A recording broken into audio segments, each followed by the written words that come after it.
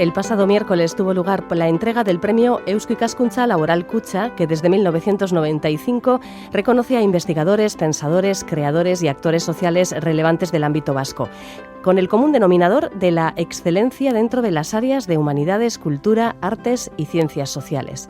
Este año el prestigioso galardón se ha concedido a Mikel Mancisidor de la Fuente, doctor en Relaciones Internacionales, profesor de Derecho en diversas universidades e instituciones en distintos países e investigador del Instituto Governance. Entre una larga lista de cargos y de funciones que nos va a seguir detallando Juan Aguirre, como siempre, en esta sección de Eusko Ikaskuntza. Hola, Juan, arratsaldeon. Arratsaldeon, Eva. La verdad es que el currículum de Mikel podríamos estar aquí un buen rato, ¿verdad? Pues sí, pese a su relativa juventud. Estamos hablando de un hombre de 50 años. Jovencísimo.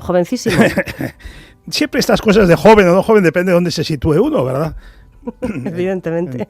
En todo caso, efectivamente, Mikel Mancisidor es también asesor de instituciones políticas y de organizaciones internacionales como la Organización Mundial de la Salud, la UNESCO o el Alto Comisionado de las Naciones Unidas para los Derechos Humanos.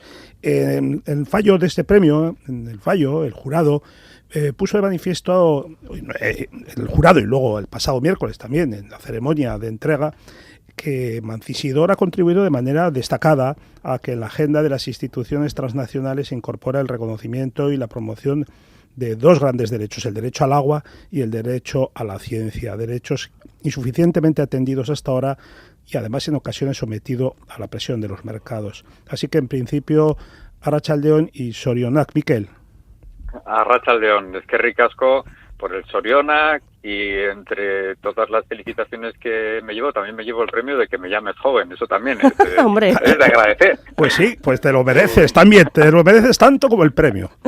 Bueno, Mikel, ¿cómo se siente uno después de la ceremonia del miércoles con el Lehendakari, muy bonito, el presidente de las instituciones que concede el premio, y la entrada en un palmarés en el que pues aparecen figuras, el palmarés del premio Eusko Ikaskuntza Caja Laboral, la Laboral Kutxa, figuras como Julio Caro Baroja en la primera edición, Eduardo Chillida, María Bayo, el doctor Paco Echeverría, Daniel Inerariti o Moncho Armendáriz, y además, una vez más, insistiendo que eres uno de los más jóvenes en recibirlo. Pues, ¿qué te voy a decir? Pues que aparte de la obviedad de que es un honor gigantesco, pues uno siente casi vértigo, ¿no? Estamos en la 25 edición, leer el listado, el plantel de los 24 premiados anteriores, donde, como tú has mencionado, pues hay auténticos gigantes de verdad del país, ¿no? Los que has mencionado, Goyo Monreal, está Chaga, Bernardo Chaga, Néstor Basterrechea, qué decir, ¿no? De todo ese...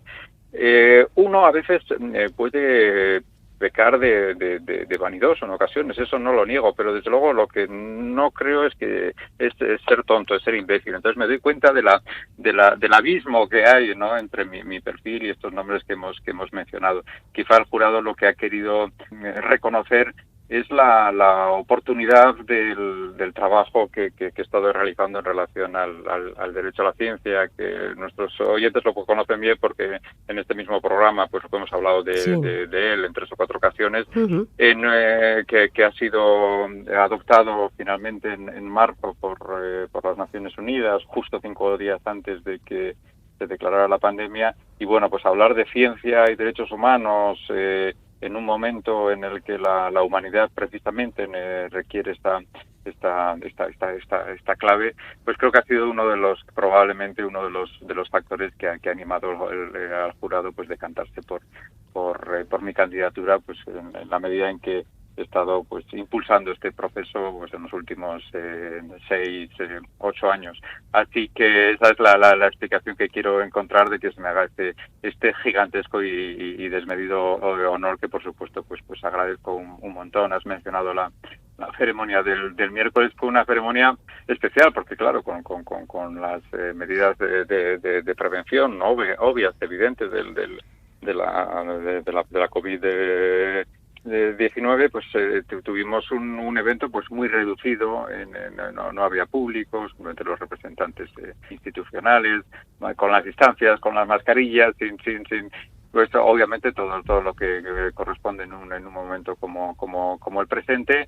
Y sin embargo, lo que parecía que iba a ser frío, distante, formal, muy breve además, claro, porque no podíamos alargarnos, incluso a mí el discurso de agradecimiento me lo recortaron a 3 minutos, con lo cual pues sufrí muchísimo, como veis me gusta alargarme, sufrí muchísimo en recortarlo, pero con todas estas circunstancias, pues eso, que parecían anunciar un evento breve, frío, pues salió muy bonito porque creo que todos los presentes pues teníamos ganas de hacerlo así, y yo sentí mucho cariño, mucho aprecio, y desde luego por mi parte pues el agradecimiento en el que insisto, ¿no? Sí, sí. Como hemos dicho, el premio Eusko Ikaskuntza Laboral Kutxa reconoce la trayectoria y la proyección universal de creadores e investigadores vascos. La ficha de Mikel Mancisidor sería bilbaíno, 50 años, licenciado en Derecho por la Universidad de Deusto. Este impulso de estudiar Derecho es algo que viene de tradición familiar, es un impulso vocacional que pudo llegar en algún momento en la juventud. ¿Cómo llegó esa orientación hacia el mundo jurídico? Pues al principio la verdad es que la historia no era muy romántica, ¿no? Yo vocación jurídica, pues en mis tiempos de estudiante tenía más bien poca. Fue una decisión pues más convencional, más pedestre, más utilitaria, si quieres, ¿no? Sin embargo, lo que sí puedo decir es que a lo largo de la carrera me fui alegrando de la decisión que había tomado, porque me encontré aspectos del derecho que tocan con aquellos asuntos que en aquel momento me interesaban, de la justicia social, de los derechos humanos, de las relaciones internacionales, del derecho internacional, y me encontré en el derecho una herramienta para trabajar esta vocación de fondo que quizá yo sí tenía, ¿no?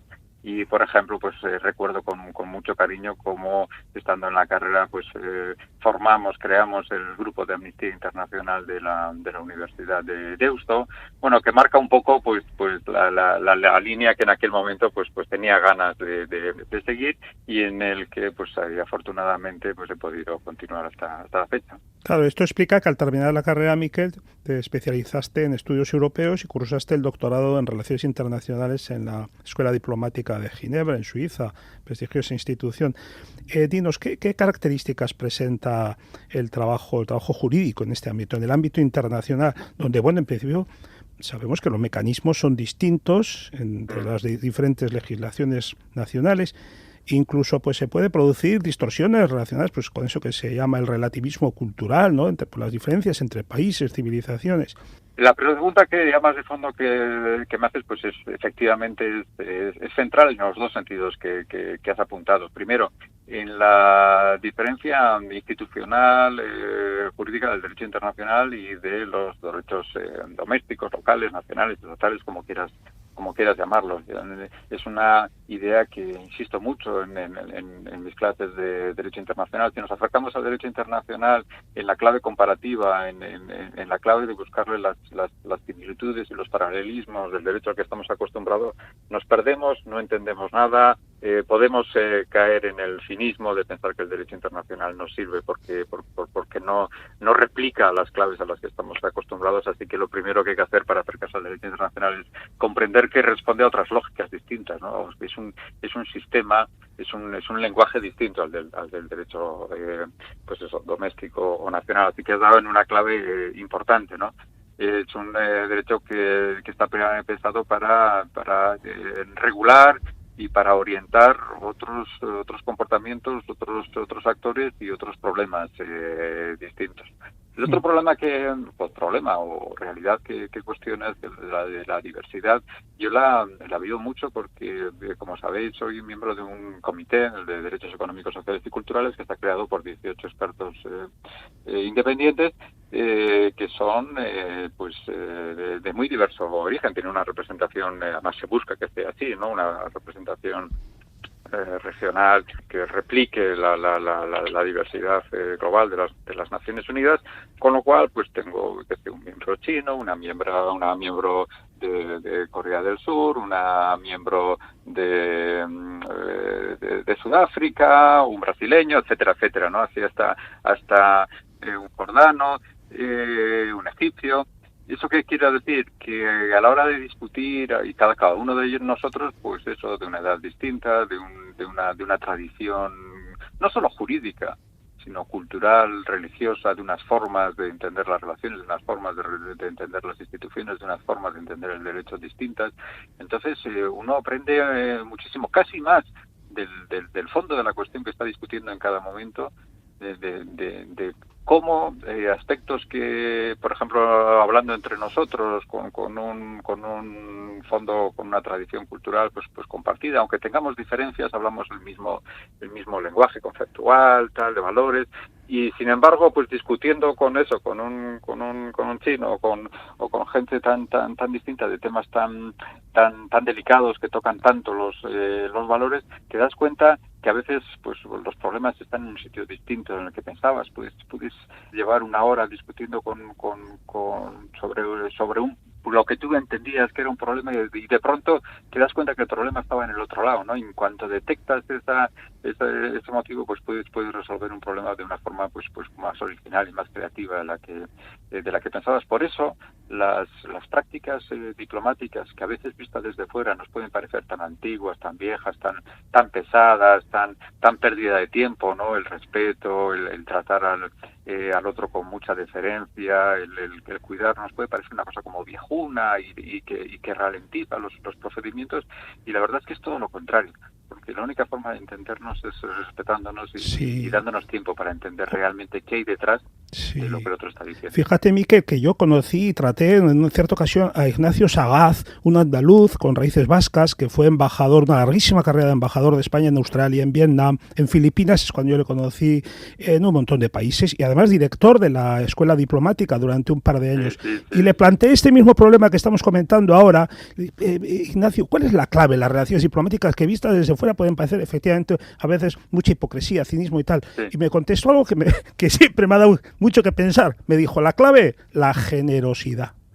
La otra persona tiene que saber que tú no estás solo para coger, que sabes dar.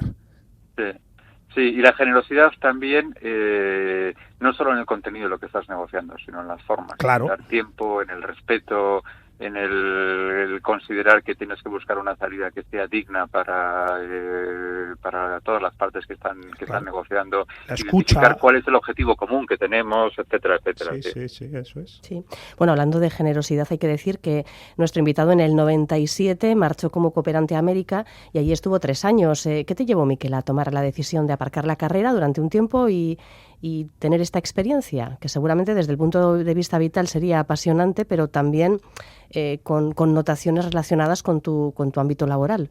Bueno, yo tenía 20 y tantos años, había terminado la carrera, tenía pues desde estudiante pues la aspiración, las ganas, quizás sí, la vocación de la cooperación internacional, de practicar la cooperación al desarrollo en el terreno. Tuve la oportunidad de ir a Chiapas en el año 97. En principio iban a ser una estancia breve de 3 meses, pero esos 3 meses pues se convirtieron en 2 años. Me hizo aprender quizá, volviendo a lo que decía Juan, algo que luego en la diplomacia es importante, ¿no? Como cuando uno se acerca a la diversidad cultural con tantos prejuicios, incluso con tantas herramientas aprendidas, ¿no? Lo que uno debe hacer, no debe hacer, y luego se da cuenta que cuando el otro descubre que respetas, que pues lo que tienes buena intención, pues las puertas se abren, ¿no? Esa al menos fue mi experiencia, y bueno, quedé tan enamorado de aquello que ya digo que estuve 2 años, luego alargué otros 2 años pues en Centroamérica, en algunos países de Centroamérica y finalmente también en el norte de Colombia. Pues fue para mí un aprendizaje personal gigantesco, una experiencia humana con momentos muy difíciles en 2 contextos de conflicto armado, con lo que eso supone para una persona que trabaja en derechos humanos. Pues podéis imaginar que en un conflicto armado le tocan tareas pues difíciles, ¿no? No solo complejas técnicamente, sino humanamente pues muy difíciles, de comunidades arrasadas, de masacres, etcétera, etcétera. Pues que marca mucho, con momentos duros, con buenos amigos que se quedan por el camino, ¿no? Recuerdo, por ejemplo, a Íñigo Eguiluz, si os acordáis, asesinado por los paramilitares en Colombia, que era compañero y amigo mío. Pero bueno, un poco también durante mucho tiempo he llevado la memoria de Íñigo como un compañero que me obligaba a no desfallecer y estar a la altura de su memoria. Uh-huh. No es demasiado común que personas como tú, Miquel, que se mueven por un lado en las altas esferas de la diplomacia y a la vez, pues a veces tengas ese interés de poner el pie en tierra para trabajar en la sociedad civil. Esto es algo que el miércoles la presidenta de Eusko Ikaskuntza, Ana Urquiza, puso de relieve, ¿no? Tu labor, la que nos acabas de describir somera y emotivamente, pero también aquí en casa, ¿no? Fuiste 10 años director de UNESCO Etxea, coordinador del Departamento de Derechos Humanos de la ONG Mundubat, director de coordinación de Guernica Gogora Tus. ¿Tú qué valor atribuyes a este trabajo? Bueno, creo que las organizaciones de la sociedad civil son claves tanto en el ámbito interno, nacional en nuestro caso, como en el ámbito global. Una sociedad democrática, rica, participativa, es una sociedad que tiene un armazón no solo institucional, sino social importante. Y aquí incluyo pues todos los ámbitos, el cultural, el científico, el social, en fin, todos los ámbitos, que es una sociedad está tejida por personas y por instituciones, pero también por organizaciones que uno a las que uno se suma, pues porque le interesan los temas, porque cree que puede aportar, porque quiere relacionarse con otros, etcétera, etcétera. Pero luego estas organizaciones que mencionan también tiene un papel internacional importante. Yo en el Comité de Derechos Económicos, Sociales y Culturales de Naciones Unidas compruebo en todos los periodos de sesiones la importancia que tiene no solo las denuncias concretas de situaciones o de violaciones de derechos humanos que nosotros tenemos en cuenta, sino las ideas, las propuestas, los enfoques que nos pueden hacer de ONGs, centros de estudio, asociaciones locales, que nos permiten ir mejorando el trabajo de Naciones Unidas poco a poco, porque una cosa es lo que uno pueda negociar con los estados en relación a los indicadores del disfrute del derecho al agua, y luego son las organizaciones sociales de determinada ciudad, determinado barrio, determinada comunidad indígena que le digan, pues estos indicadores en su despacho funcionan muy bien, pero en mi realidad no funcionan bien. Entonces, bueno, así es como uno va también avanzando, ¿no? En diálogo con la sociedad. Así que creo que este tipo de organizaciones son si nos tomamos en serio que queremos tener una sociedad realmente, pues eso, democrática y participativa, son absolutamente claves. Uh-huh.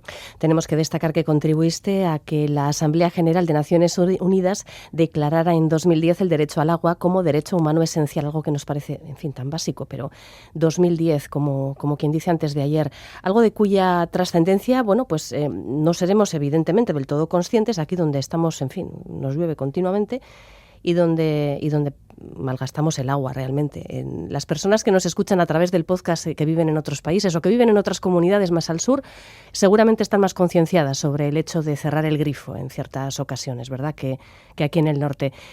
Pero bueno, 2010, el derecho al agua como derecho humano esencial. Parece mentira que hayamos tardado tanto, ¿verdad?, en verlo.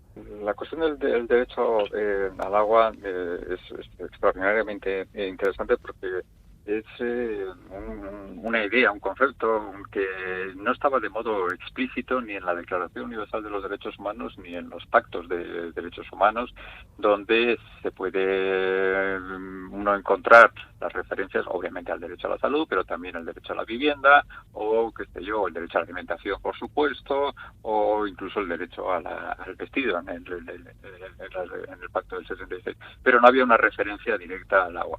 Por supuesto, pues todas las instituciones y los órganos de tratados de Naciones Unidas consideraban ya contenidos del agua en relación a las obligaciones internacionales de derechos humanos. Me explico más claramente. Pues, ¿cómo vamos a hablar del derecho a la vivienda si no hay agua? Pues no hay derecho a la vivienda. Uh-huh. ¿Cómo vamos a hablar del derecho a la salud si no hay agua? Pues no hay derecho a la salud. ¿Cómo vamos a hablar del derecho a la alimentación si no hay agua? No hay derecho a la alimentación. Es decir, como un elemento como constitutivo de otros derechos o como un derecho derivado. Pero era difícil considerarlo como un derecho autónomo. El Comité de Derechos Económicos, Sociales y Culturales empezó precisamente a llamar la atención de que necesitábamos un reconocimiento más explícito del derecho humano al agua, que por cierto, a lo largo del camino se convirtió en el derecho humano al agua y al saneamiento, porque el saneamiento, las aguas negras, las aguas fecales, son la otra parte de la moneda del derecho al agua. El agua limpia y fresca es como la parte bonita, pero sin saneamiento no hay agua potable, y sin agua potable no hay saneamiento. Es la otra pata del derecho al agua. Bueno, pues a partir del trabajo del comité, se llevó posteriormente al Consejo, se nombraron distintas instituciones, y en cosa de 10 años finalmente el trabajo está del contenido. Una cosa es declarar el derecho y otra es decir, ¿y en qué consiste ese derecho? ¿Cuál es el contenido normativo? ¿A qué obliga? ¿Cómo lo medimos? ¿Qué indicadores tiene? ¿Cuáles son sus obligaciones mínimas esenciales? Etcétera, etcétera. Desde el punto de vista técnico no es afirmar simplemente su existencia, ¿no? Sino dar herramientas jurídicas para ponerlo en marcha. Este trabajo pues requiere tiempo tanto técnico como de negociación diplomática. Llegó en el 2010, pero ni siquiera en el 2010 fue aprobado por unanimidad en la Asamblea General.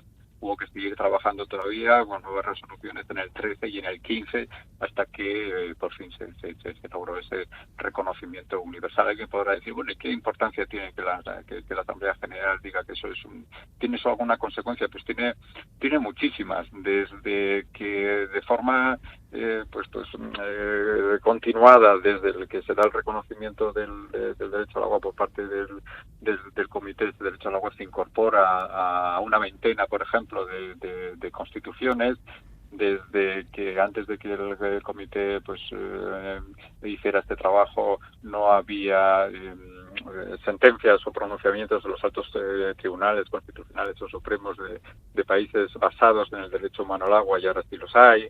El reconocimiento de un derecho humano a nivel internacional, por supuesto, no resuelve los problemas, en este caso asociados al agua, pero sí da instrumentos potentes a quienes, a las instituciones, a las sociedades, a los grupos que están trabajando por los derechos al agua. Da instrumentos potentes para identificar mejor sus derechos y reclamarlos con más herramientas. ¿Y qué perspectiva se abre, Miquel, al derecho internacional a la ciencia, que, como bien nos has dicho antes, se aprobó este mismo año, en marzo, días antes de la declaración de la pandemia? Y sobre todo, ¿qué hace de la ciencia un derecho humano? Pues es una pregunta esa preciosa, porque la ciencia estaba ya, a diferencia del agua, que hemos dicho que no estaba reconocida explícitamente ni en la Declaración Universal ni en los pactos. La ciencia sí está, en términos, tanto en la Declaración Universal del 48 como en el Pacto del 66, en términos de participar y beneficiarse del desarrollo científico. Tenemos ahí una clave muy importante, porque ya desde la Declaración Universal los redactores tenían esta doble visión de la ciencia como un derecho de participación y como un derecho de acceso. ¿Por qué esto es importante, esta doble vía? Porque a veces la visión tradicional que ha tenido el mundo de los derechos humanos con respecto a la ciencia ha sido instrumental. La ciencia es muy importante para el disfrute del derecho a la salud. La ciencia es muy importante para la alimentación. La ciencia es muy importante para el derecho a la educación. Sí, obviamente es clave, ¿no? Las cuestiones científicas para la salud, para la educación, etcétera, etcétera, es clave. Eso no se niega y no se pone en cuestión. Pero es que la ciencia va más allá. La ciencia es parte de la cultura. La ciencia es cultura con mayúsculas, que a veces dice nuestro común amigo Iñaco Pérez Iglesias. Es decir, y esto es un momento porque está reconocido tanto en la Declaración como en los pactos, porque la ciencia está entre los derechos culturales. ¿Esto qué significa? Que los derechos culturales no están reconocidos solo por su utilidad para otros derechos. Es decir, cuando nosotros decimos que tenemos derecho a hablar nuestra lengua materna, o a leer, o a escribir poemas, o a bailar, o a celebrar las Navidades como cada uno quiere, uno no se pregunta, bueno, ¿y esto para qué es bueno? No es ni bueno ni malo. Es que estos derechos están tan asociados a nuestra dignidad humana que si nos lo niegan, nos vulneran algo esencial que nosotros queremos proteger. Por eso es un derecho humano. Entonces, esta clave también se aplica a la ciencia. La ciencia es una oportunidad de conocer, de de aprender, de relacionarnos con nuestro entorno. El miembro chino que estuvo en la redacción de la Declaración Universal, Chan, insistía mucho en esta idea, incluso de disfrutar de la belleza de la ciencia, de preguntarnos pues quiénes somos, cómo nos relacionamos con la naturaleza, de dónde viene el mundo, cómo podemos participar mejor en resolver los problemas globales, etcétera, etcétera. Lo asocia a los derechos culturales. Es decir, la ciencia, por supuesto, es un instrumento importantísimo para el disfrute de otros derechos, pero en sí mismo también el hacer ciencia, el interesarse, el conocer, el participar, el aprender, el hacer divulgación, como hacéis vosotros tan excelentemente, es parte del derecho a la ciencia. Uh-huh.